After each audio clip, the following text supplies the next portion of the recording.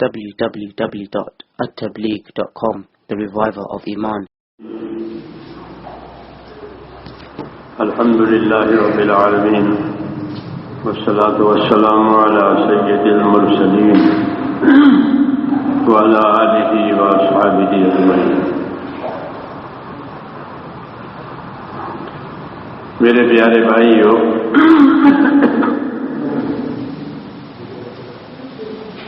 زندگی جو ہے وہ ذمہ داریوں کا نام ہے کہ زندگی کیا چیز ہے. یہ نہیں ہے کہ جینا پھر مر جانا، جیسے جانور جیتا ہے پھر مر جاتا ہے. کچھ نہیں، کہاں مر گیا کچھ نہیں، ایسا نہیں. بلکہ یہ بتایا گیا ہے ہم کو کہ تمہاری زندگی ذمہ داریوں کا نام ہے. تمہاری ابتدا بھی ہے، پھر انتہا بھی ہے، پھر تمہارے پاس نعمتیں بھی بہت ہیں جو تم کو دی گئی ہیں. تو وہ نعمتیں کیوں دی گئی ہے؟ نعمتیں اس لیے نہیں دی گئی ہے کہ کھا پی کے غافل ہو جائے. جتنی مخلوق اللہ نے پیدا کی ہے ان کو ذمہ داری دی ہے، ان کا وظیفہ ہے، ان کی ڈیوٹی ہے. سورج ہو، چاند ہو، زمین ہو، آسمان ہو، آگ ہو، پانی ہو، جتنے حیوانات ہیں ان کی ڈیوٹیاں ہیں. خود تو ہم جانتے ہیں، کچھ نہیں جانتے. ہاں، دو قسم کی مخلوق، ایک مخلوق ہم ہیں انسان اور جنات. ان کو مکلف کیا گیا ہے، یعنی پابند رہنے کا حکم دیا گیا ہے. اس کو کہتے ہیں تکلیف. تکلیف وہ نہیں جو اردو میں تکلیف معاف کرنا، وہ نہیں، بلکہ مکلف کیا یعنی حکم کے پابند رہو، کرنے کے کرو، نہ کرنے کے نہ کرو. اس کو تکلیف کہتے ہیں، یہ مکلف ہے.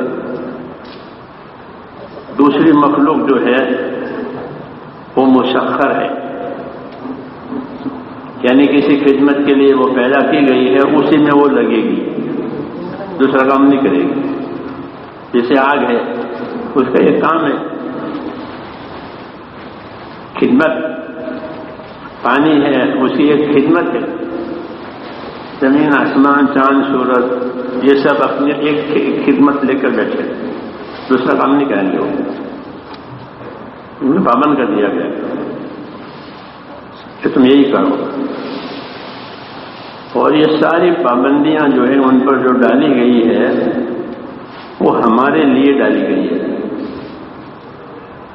ہاں، سورج کی پابندی ہمارے لیے، چاند کی پابندی ہمارے لیے، زمین کی، آسمان کی، پانی کی، آگ کی، ہوا کی، آسمان کی، فرشتوں کی. فرشتے ہیں، ان کو پابند کیا گیا کہ انسانوں کی حفاظت کرو. حفظہ کہتے ہیں اس کو، کہ ان کی حفاظت کرو. چنانچہ وہ حفاظت کرتے ہیں. جہاں حفاظت کا حکم آئے، جہاں حفاظت کا حکم نہیں ہوتا وہ ہٹ جاتے ہیں. پھر کوئی حادثہ ہو جاتا ہے، یہ ایکسیڈنٹ ہو گیا، یہ ہو گیا، وہ ہٹ گیا فرشتہ وہاں سے. جی ہاں، ورنہ وہ حفاظت کرتا ہے. چھوٹے چھوٹے بچے ہیں تو ان کو کون سنبھالتا ہے؟ وہ سنبھالتے ہیں حفظہ، حفاظت کرنے والے. ان کی ڈیوٹی ہے، جہاں جہاں ان کی ڈیوٹی وہ کام کریں گے. نہیں ہوتی کہ بس ہٹ جاؤ تو وہ ہٹ جاتے ہیں، پھر وہ ہو جاتا ہے جو ہونا ہوتا. ایک نظام ہے اللہ تعالیٰ کا. تو ساری مخلوق ایک خدمت پر پابند ہے، اور یہ سب پابندیاں ہمارے لیے یعنی انسانوں کے لیے یہ اللہ نے بتایا ہے. ہم نہیں جانتے، ہم غافل ہیں. کہ ہمارے لیے کتنا کیا ہے. وَسَخَّرَ لَكُم مَّا فِي الْأَرْضِ جَمِيعًا، ساری زمین کی وہ سب چیزیں تمہارے لیے پابند کر دی گئی ہے. یہ احسان کیا ہے اللہ نے. سب چیزیں تمہارے لیے، تمہارے نفع کے لیے، تمہاری حفاظت کے لیے، تمہارے بچاؤ کے لیے.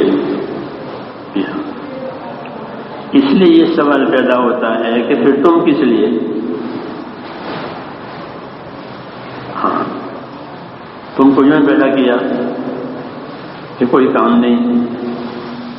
افحسبتم انما خلقناکم عبثا، کہ تم نے یہ سمجھ لیا کہ تم کو یوں ہی بے فائدہ پیدا کیا ہے، کوئی کام نہیں ہے.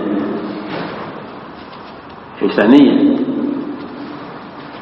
ہاں، اتنا بڑا نظام ہمارے لیے بنایا تو ہم کو کس کام کے لیے بنایا؟ یہ بڑا مسئلہ ہے.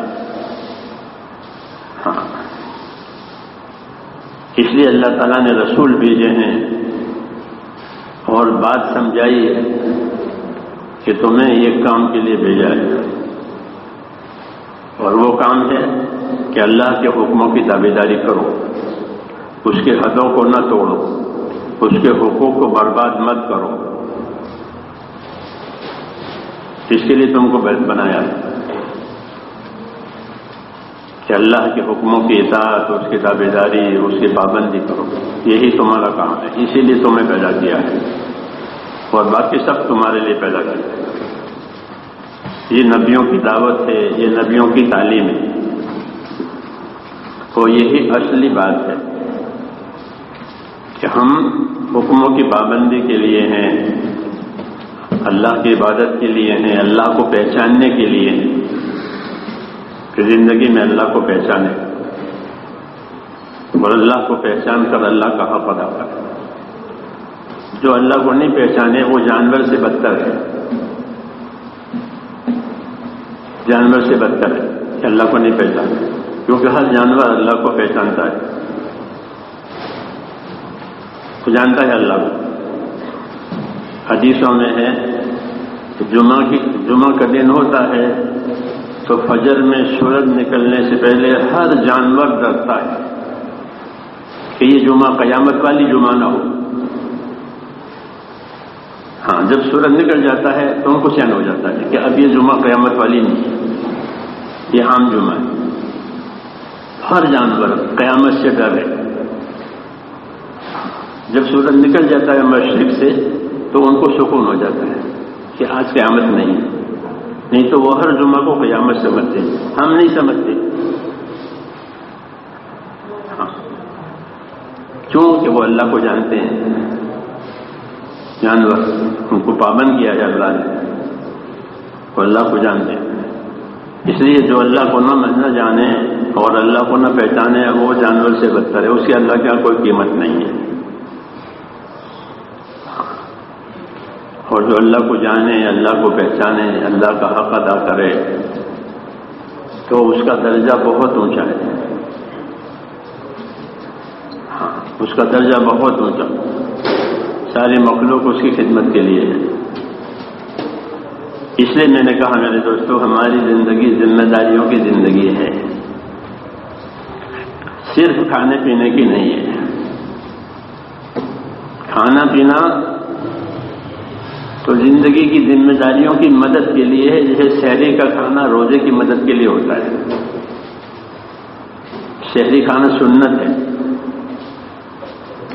نبیوں کی، اور سحری اس لیے ہے کہ روزے میں اس کو مدد ملے. روزے میں کام کرنا پڑتا ہے لوگوں کو، وہ کھانا بھی نہ ہو اور کام ہو تو بھاری پڑے گا. اس لیے پہلے کھلا دیا کہ پہلے کھا لو، پھر دن بھر روزہ رکھو. ثم اتموا الصيام الى الليل، پھر رات مغرب تک روزہ پورا کر لو، کھا پی لو. یہ حکم. تو جس طرح وہ سحری کا کھانا روزے کے ٹکاؤ کے لیے ہے، اس طرح زندگی کی ساری نعمتیں اسی لیے ہے کہ زندگی کے اللہ نے ہم کو جو ذمہ داریاں دی ہیں اس کے ٹکاؤ کے لیے. ہاں، یہ اصلی ترتیب ہے. اور جب یہ ترتیب الٹ جاوے کہ زندگی کی ساری نعمتیں کہ وہ میرے کام کے لیے ہے، بس حاکم کہے کہ حکومت میری، تاجر کہے تجارت میری، زمیندار کہے زمین میری، تو پھر اللہ کا حکم کہاں گیا؟ یہ تو زمین لے کے بیٹھ گیا، یہ حکم لے کے بیٹھ گیا، یہ تجارت لے کے بیٹھ گیا، یہ اولاد لے کے بیٹھ گیا، تو اللہ اور دین کہاں گیا؟ یہ گمراہ ہے، یہ گمراہ ہوئے۔ ہاں کہ تاجر تجارت لے کے بیٹھ گیا، زمیندار زمین لے کے بیٹھ گیا، حاکم حکومت لے کے بیٹھ گیا، مالدار مال لے کے بیٹھ گیا، جو قارون مال لے کے بیٹھ گیا، تو کہتے اس میں کوئی حق نہیں کسی کا، میرا ہے۔ ہاں ایسے ہر آدمی، اگر اس کے ذہن میں یہ بات نہیں ہے کہ مجھ پر کوئی ذمہ داری ہے، تو وہ ایسا ہی ہے کہ اپنی اپنی چیز لے کے بیٹھ گئے، اور اللہ کی دی ہوئی ذمہ داری کچھ نہیں۔ ایسے لوگوں کی اللہ کو کوئی پرواہ نہیں ہوتی۔ ہاں اللہ کو تو وہ بندے پسند ہے کہ جو اپنی جان مال سے اللہ کی خدمت کرے، اللہ کی عبادت کرے، اللہ کی اطاعت کرے، وہ بندے اللہ کو پسند ہے۔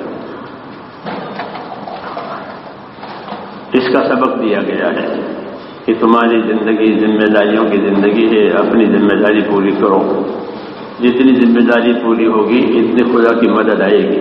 حدیث شریف میں ہے المعونۃ علی قدر المعونہ، کہ اللہ کی مدد اتنی ملے گی جتنی ذمہ داری پوری کی جائے گی۔ ہر حکم کے ساتھ اللہ کی مدد ہے۔ آدمی ایمان لایا، ایمان کی وجہ سے اللہ کی مدد ہے۔ آدمی نماز پڑھے تو نماز کی وجہ سے اللہ کی مدد ہے۔ انی معکم لئن اقمتم الصلاۃ وآتیتم الزکاۃ، میں تمہارے ساتھ ہوں، اللہ کہتے ہیں اگر تم نماز پڑھو گے، زکات ادا کرو گے۔ ہر حکم کے ساتھ مدد، ہر حکم کے خلاف سزا، جس حکم کو توڑا اس کی سزا ہوگی۔ اس لیے یہ دعوت ہے کہ اپنے آپ کو پابند کرنا۔ کیا کرنا؟ پابند کرنا۔ کس چیز کا؟ کہ اللہ کے حکموں کا۔ ہاں کہ اپنے آپ کو اللہ کے حکموں کا پابند کرو اور اللہ کے حکموں کو جانو۔ یہ حکم ہے کہ اللہ کے حکم کو جانو کہ اللہ کا کیا حکم ہے۔ حکومت کے قانون کو لوگ جانتے ہیں تاکہ قانون تم میں پھنس نہ جائے۔ ہاں اسے حکومت کے قانون کو جانتے ہیں کہ کیا قانون ہے، اس میں کیا قاعدہ ہے، کیونکہ قاعدے کے خلاف ہوگا تو پھنس جائے گا۔ اسے حکومت کے قانون جانتے ہیں، پوچھتے ہیں حکومت کے ڈر سے۔ ایسے ہی میرے دوستوں کہ اللہ کے قانون کو، اللہ کی بات کو، اللہ کے حکم کو وہ بھی جانو۔ ہاں کیوں کہ اگر حکم توڑ دیا تو حکم کا توڑنا بہت بھاری ہے، زمین آسمان کے توڑنے سے بھی زیادہ بھاری کہ اللہ کا حکم توڑ دیا۔ ہاں اللہ بہت بڑے، بڑے کا قانون بھی بڑا اور اس کے توڑنے کا وبال بھی بڑا۔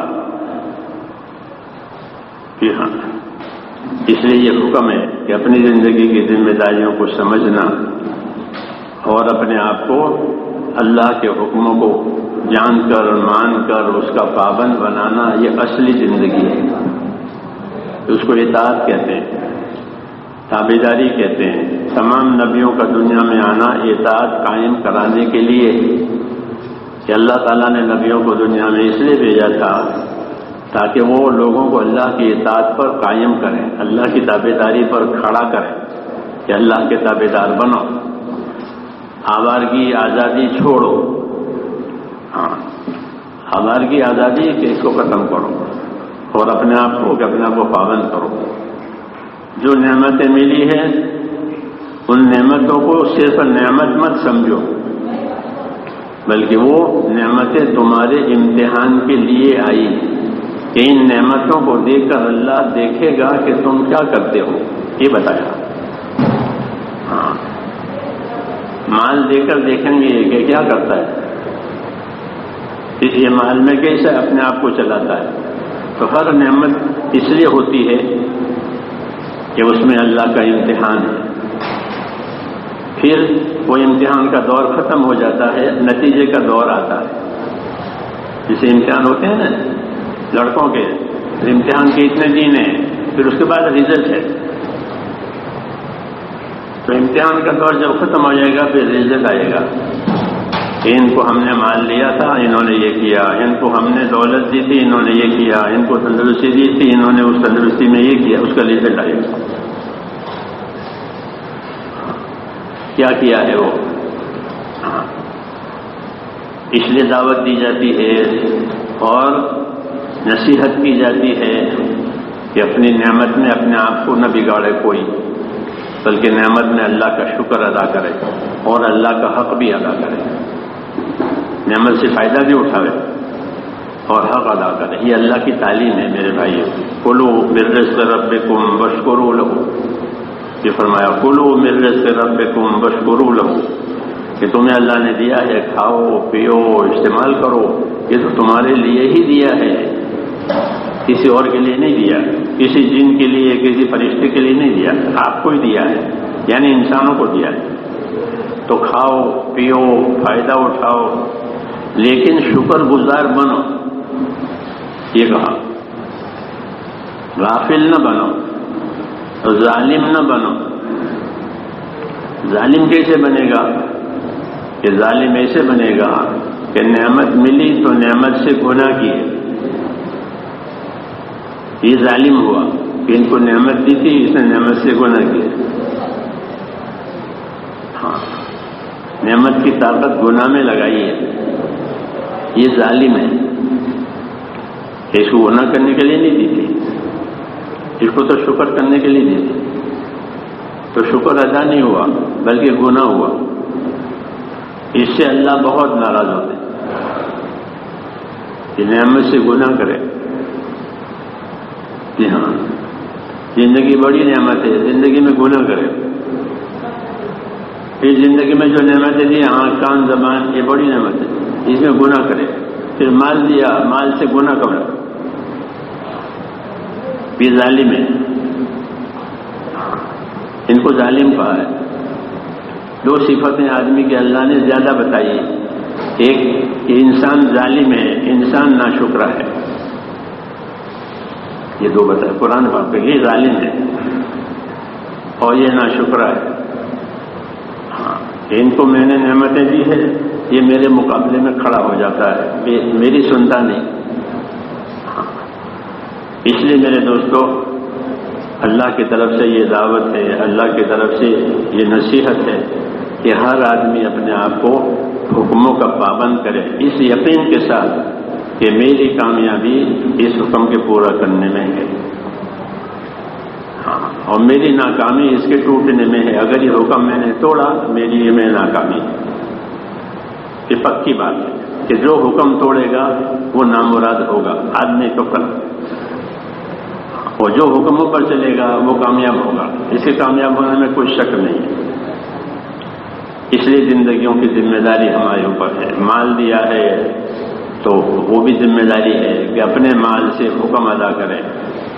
جان دی ہے، حیات دی ہے تو اسے اپنی حیات میں اللہ تعالیٰ کا حق ادا کرے. اسی کے لیے یہ مجلسیں کی جاتی ہے. ہاں، تاکہ ذمہ داری سمجھ میں آئے. نہیں تو ذمہ داری سمجھ میں نہیں آئے گی. ہاں، ضرورت سمجھ میں آئے گی، راحت سمجھ میں آئے گی. ضرورت پوری ہو جائے راحت مل جائے، ضرورت پوری ہو جائے راحت ملے، اسی کے چکر میں رہیں گے. ہاں، اسی کا چکر، ضرورت راحت، ضرورت راحت. تو بھائی جس طرح ضرورت راحت ہے، ایسے اللہ تعالیٰ کا جو حق ہے وہ ادا کرو. نبیوں نے یہ بتایا، یا قوم اعبدوا اللہ، اے میری قوم ایک اللہ کی عبادت کرو. یہی نبی کی دعوت ہے. اس لیے میرے بھائیوں، اپنی زندگی کی ذمہ داریوں کو سمجھ کر کے اپنے آپ کو اللہ کے حکم والا، اللہ کی عبادت والا یہ بناویں. اس لیے اس قسم کی مجلسیں ہوتی ہیں اور مختلف قسم کے زمانے آتے ہیں. رمضان آئے گا اور حج کا زمانہ آئے گا، ایسے اوقات. یہ کیوں؟ تاکہ یاد دہانی ہو، ان کو یاد دہانی کراؤ. رمضان کا مبارک مہینہ ہے، یہ خاص یاد دہانی کا مہینہ ہے. نعمتیں بھی بہت اللہ دیتے ہیں رمضان میں. مومن کا رزق بڑھ جاتا ہے. حدیث میں ہے کہ مومن کی روزی رمضان میں بڑھ جاتی ہے. اتنا تو حدیث میں ہے کہ روزی بڑھ جائے گی. ایسا نہیں ہے کہ بہت کھاؤ، یہ نہیں ہے. روزی بڑھ گئی تو بہت کھاؤ، ایسا کہیں ملتا نہیں حدیث میں. روزی بڑھ گئی، ہاں جی ہاں، تو شکر کرو، دوسروں کو کھلاؤ. دوسرے دنوں میں کھانے کا حکم دیا ہے، بقرعید کے دنوں میں کہا کہ کھاؤ، روزے مت رکھو، روزہ حرام ہے. بقرعید کے دنوں میں یہ ہاں روزہ حرام. لا تصوموا فی هذه الايام، ان دنوں میں روزے نہ رکھو، کھاؤ. یہ کھانے پینے کے دن ہے، یہ کہا یعنی کا کھانے پینے کے دن ہے. روزی بڑھا دی ہے، مگر یہ کہ کھاؤ پیو، یہ نہیں کہا. ہاں یہ جہالت ہے کہ کھاؤ پیو اور سو، یہ نہیں کہا. یہ سمجھنے کی بات ہے. بلکہ حدیث میں ہے کہ رمضان میں اللہ تعالیٰ کو اپنی تابعداری دکھاؤ کہ میں نے اتنی عبادت کی ہے، میں نے اتنی عبادت کی ہے، میں نے اتنی خیرات کی ہے، میں نے اتنی دعا مانگی ہے، میں نے اتنی توبہ کی ہے، میں نے اتنا استغفار کیا، کہ اللہ کو اپنی تابعداری دکھاؤ. یہ حدیثوں میں ہے. ایک دوسرے سے آگے بڑھو، اس میں اللہ کو ایک دوسرے سے آگے بڑھنا دکھاؤ. یہ حدیثوں میں ہاں ایک دوسرے سے اپنی عبادت میں، اپنی محنت میں آگے بڑھے. رمضان میں یہ دکھاؤ. تو یہ رمضان کا یہ تقاضا ہے کہ اللہ نے رمضان دیا ہے، تو رمضان کا یہ تقاضا کہ اللہ کو دکھاؤ کہ آپ نے ہمیں رمضان دیا، یہ بڑا مبارک مہینہ ہے. رسول صلی اللہ علیہ وسلم فرماتے تھے کہ اگر لوگوں کو معلوم ہو جائے کہ رمضان کیا ہے تو وہ چاہیں گے کہ سارا سال رمضان رہے. حدیثوں میں اگر لوگوں کو معلوم ہو جائے کہ رمضان کیا ہے تو وہ عید کا انتظار نہ کریں کہ کب عید آوے. ہاں 29 میں 30 میں کب آوے، وہ اس کا انتظار نہ کریں اگر ان کو رمضان کی حقیقت معلوم ہو جائے. بلکہ وہ کہیں کہ 12 مہینے رمضان رہے. ایسا ہے یہ 12 مہینے کماتے ہیں لوگ، 12 مہینے کھاتے بھی ہیں. ہاں تو ایسے 12 مہینے رمضان گزارے. اگر میری امت کو پتا چلے کہ رمضان کیا ہے تو وہ سارا سال چاہے کہ رمضان رہے. اس کی اہمیت بتائیے کہ اللہ کے ہاں یہ عمل اتنا پیارا ہے، اتنا پسندیدہ ہے. اس لیے میرے بھائیوں، اپنی زندگی کی ذمہ داریوں کو سمجھ کر اللہ کی اس نعمت کی قدر کرنی ہے اور رمضان میں اللہ کو راضی کر دینا ہے. کیا کرنا ہے؟ ہاں کھا پی کے نفس کو راضی تو کر ہی رہے ہیں، اللہ کو راضی کرو. یہ اللہ کا تقاضا ہے کہ اللہ کو راضی کرو. مجھ کو دکھاؤ اپنی عبادت، اپنی قربانی، اپنی محنت، اپنی دعا، یہ مجھے دکھاؤ. لوگوں کو نہیں دکھانا کہ کتنا خیرات کیا، کتنا صدقہ کیا، کتنی بات کی. لوگوں کو نہیں دکھانا. لوگوں کو دکھایا تو بیکار ہے. کہ اللہ کو دکھاؤ. حدیث میں اگر یہ رمضان صحیح گزرے گا تو سارے سال اس کا اثر رہے گا. جیسے بعض انجیکشن ایسے ہوتے ہیں کہ اس کا اثر 5 سال رہے گا. ہاں مجھے ڈاکٹر نے کہا تھا کہ آپ کے گھٹنے میں، انگلینڈ میں ہم تھے، وہ ڈاکٹر بھی تھے، وہ کہ ایک انجیکشن لے لو، پھر کیا ہوگا کہ 1 سال تک کوئی تکلیف نہیں ہوگی، چلو گے پھرو گے. 1 سال اس کا اثر رہے گا انجیکشن کا. بعض انجیکشن کا 5 سال. تو یہ ایسا یہاں ہے کہ ایک رمضان اچھا گزارا کہ سارا سال اس کا اثر رہے گا. اگلا رمضان آنے تک. مولانا علی میاں صاحب سہارنپور میں حضرت کے ہاں ان کے بیانات ہوتے تھے بزرگوں کے، تو ایک دن انہوں نے فرمایا کہ ایک رمضان جو ہے دوسرے رمضان کو چارج دیتا ہے. جیسے گورنمنٹ سرونٹ ہوتے ہیں نا، وہ جب ہٹتے ہیں تو وہ چارج دے کے ہٹتے ہیں کہ بھائی یہ لو اب میں جا رہا ہوں. تو مولانا نے یہ فرمایا کہ ایک رمضان دوسرے رمضان کو چارج دے گا، یہ لو. ہاں، ایسی زندگی ایسی ہے، تو اگلے رمضان تک اس کا اثر رہتا ہے. اس لیے اپنے رمضان کو اچھا بنانا ہے. خاص طور سے یہ عشرہ جو آخری ہے نا، یہ بہت اہم ہے. 10 روز، کبھی 10 ہوں گے، کبھی 9 بھی ہوں گے. یہ بہت اہم ہے. اس کی حدیثوں میں زیادہ تاکید آئی ہے کہ آخری عشرے میں رات تلاش کرو. ہاں، رمضان نے رات پر زور دیا ہے، کھانے پہ زور نہیں دیا. رات پر زور دیا کہ اس میں ایک رات ہے، اس میں ایک رات. پڑھیں گے نا حدیثوں میں، تو رات پر زور دیا ہے کہ رات کما لو. شب قدر جو اس امت کو دی گئی ہے، اسے کما لو. حدیثوں پر غور کرو، رمضان کی حدیثوں پر، تو رات پر زور دیا ہے. یہ رات کما لو کہ اس کی راتیں اہم ہے. پورا رمضان نہیں تو آخری 10 رمضان کی راتیں کماؤ عبادتوں سے، توبہ استغفار سے، کہ اپنی زندگی صحیح کریں، کہ اللہ کا حق بھی ادا کریں، اور کسی کا حق ہے تو وہ بھی ادا کریں، اور اپنے آپ کو اللہ کے سامنے توبہ کر کے پاک صاف بتائیں. یہاں تک کہ رمضان گزر گیا اور اللہ کی طرف سے مغفرت ہو گئی تو یہ خوش نصیب ہے. اور جس نے رمضان گزرنے پر بھی اپنی مغفرت نہیں کرائی، اس کے لیے بد دعا ہے. حدیث میں ہے کہ رمضان گزرے اور اپنی مغفرت نہیں کرائی، کھاپی کے پھرے، تو ایسے لوگوں کے لیے بد دعا ہے، اللہ کی بھی اور جبریل کی بھی. یہ حدیثوں میں ہے. تو اس لیے میرے دوستو اپنے آپ کو اللہ کے فضل کا، اللہ کی مہربانیوں کا حقدار بنا. اللہ بہت قدر کرنے والے ہیں. بندوں کی عبادت، بندوں کی خدمت، ان کی اللہ کے یہاں بڑی قدر ہے. اس لیے توبہ کریں اور اپنی زندگی ذمہ داری سنبھالیں. نمازوں کا خوب اہتمام کریں. رمضان میں نمازی بن جائیں. ایسی نماز کے بعد پھر ٹوٹے گی نہیں. اب با جماعت.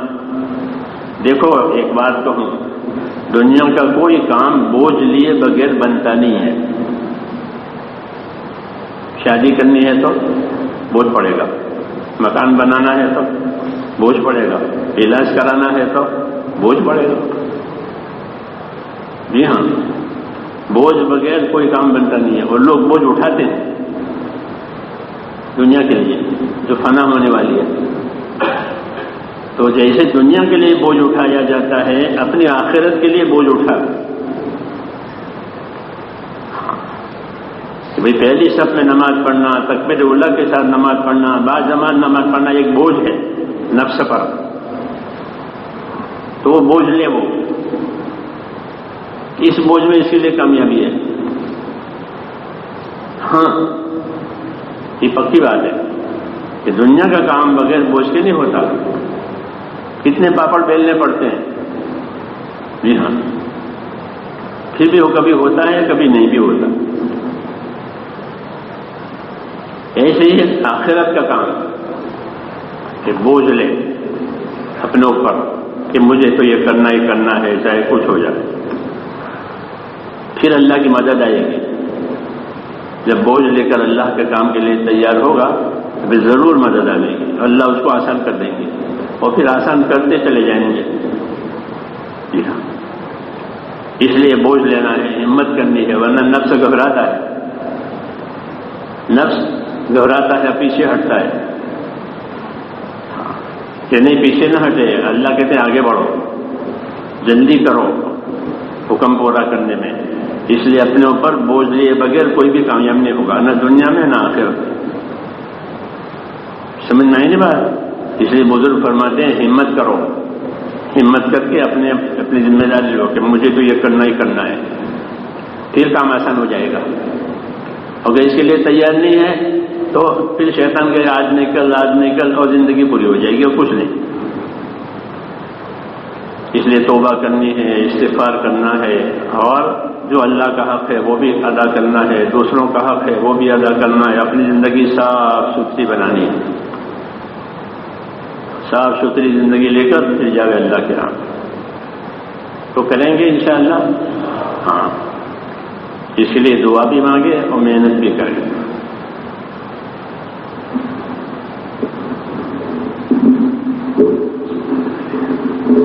اللهم لك الحمد كله ولك الشكر كله ولك الملك كله بيدك الخير كله إليك يرجع الأمر كله لا إله إلا الله وحده لا شريك له له الملك وله الحمد يحيي ويميت وعلى كل شيء قدير. اللهم صل وسلم وبارك على نبينا محمد وآله وصحبه أجمعين. اے اللہ ہماری مغفرت فرما دے، اے اللہ ہماری مغفرت فرما دے، اے اللہ ہماری مغفرت فرما دے.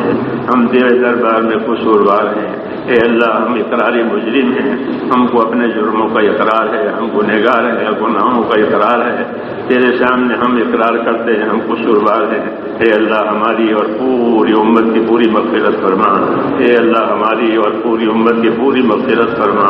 اے اللہ ہماری اور پوری امت کی پوری مغفرت فرما. رشد و ہدایت کی ہوا چلا دے. اے اللہ رشد و ہدایت کی ہوائیں چلا دے. ہمارے دل میں تیرا خوف پیدا فرما دے، ایسا خوف پیدا فرما جو تیری نافرمانیوں سے ہم کو بچا دے، وہ تیرا حق ادا کرنے پر تیار کرے. اے اللہ ہمیں تیری رحمتوں کا امیدوار بنا دے. اے اللہ ہمیں تیری رحمتوں کا امیدوار بنا دے. ایسی امید عطا فرما جو تیری اطاعت کی طرف لے جاوے، وہ تیرے حق ادا کرنے کی طرف لے جاوے. تیری رحمتوں کا ایسا امیدوار بنا دے. اے اللہ دنیا اور آخرت کے بگاڑ سے ہماری پوری حفاظت فرما. دنیا اور آخرت کے خیر ہم کو عطا فرما دے. اے اللہ دنیا اور آخرت کے خیر عطا فرما. ہماری زندگی، ہماری دنیا کی زندگی بھی بہتر بنا دے، دینی زندگی بھی بہتر بنا دے، اور آخرت کی زندگی بھی بہتر بنا دے.